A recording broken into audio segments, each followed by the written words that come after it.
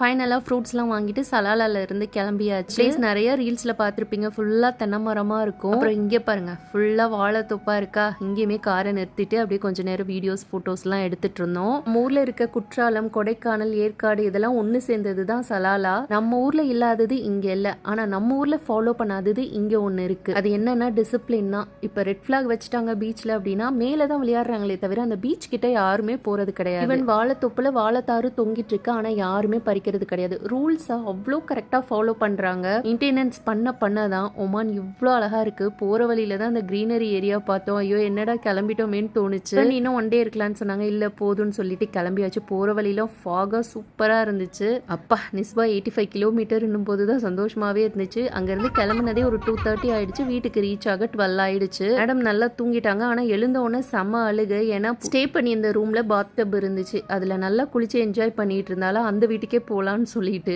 First வீட்டுக்கு வந்தோடனே ஃப்ரூட்ஸ்லாம் எடுத்து வச்சாச்சு. அவ்வளோதாங்க, சலலா பயணம் இனிதே முடிவடைந்தது.